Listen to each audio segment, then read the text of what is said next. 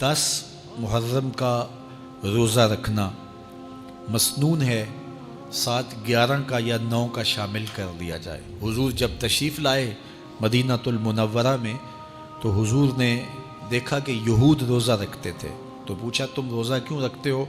تو انہوں نے کہا کہ حضرت موسیٰ علیہ السلام کو قبطیوں سے اس دن نجات ملی تھی۔ تو فرمایا حضرت موسیٰ علیہ السلام کا حق ہمارے اوپر زیادہ ہے، تو حضور نے روزہ رکھا اور پھر فرمایا کہ اگلے سال اللہ نے چاہا تو ہم ساتھ ایک روزہ اور شامل کریں گے تاکہ ان سے مشابہت نہ ہو جائے۔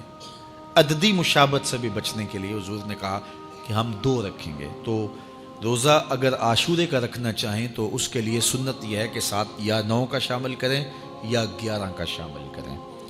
تو جو افضل ترین روزے ہیں ان میں سے عاشورے کے روزوں کا بھی شمار ہوتا ہے۔ تو اگر ممکن ہو تو جن کو اللہ نے صحت عطا کی ہے، تو آج کل اتنی شدت کی گرمی بھی باقی نہیں رہی، تو وہ یہ روزے رکھیں، ذکر و فکر کے اندر ان ایام کو گزاریں، اپنے والدین کی قبروں پر، اعزاء و اقرباء کی قبروں پر ہر جمعے کو جانا چاہیے۔ اس کے علاوہ بھی جب موقع ملے، یہ رواج جو پیدا ہو گیا ہے کہ 9 محرم کو یا 10 محرم کو مٹی ڈالنے کے لیے وہاں قبرستان میں جایا جاتا ہے، یہ 8 10 15 سال سے شروع ہوا ہے، جبکہ اس کی کوئی اصل نہیں ہے۔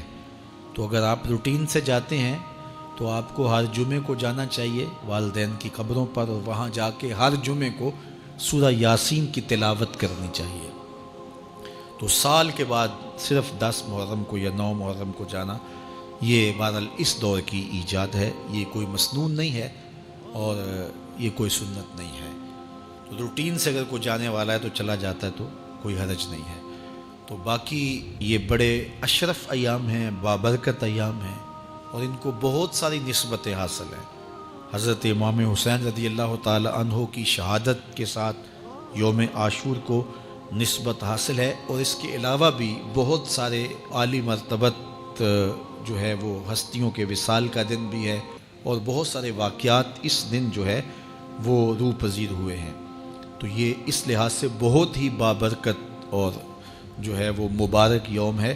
تو اس دن کو ذکر و فکر میں، عبادات میں بسر کیجئے گا، اور اپنی زندگی کی ایک ایک ساعت کو اللہ اور اس کے رسول کے نام پر لگا دینے کے جذبوں سے سرشار ہو کے زندگی گزاریے گا۔ حضرت امام پاک انہوں نے اپنی زندگی دین کے لیے قربان کر دی، تو یہ 10 محرم ہمیں سبق دیتا ہے، اور ہم اس دن عہد کرتے ہیں اگر انہوں نے اپنے بچے بھی قربان کر دیے اور اپنی اولادیں بھی بھوک اور پیاس میں قربان کر دیں، تو ہم بھی یہ عزم کریں اس دن کہ ہم اپنی ساری زندگی حضور کے نام لگائیں گے، حضور کے دین کے نام لگائیں گے۔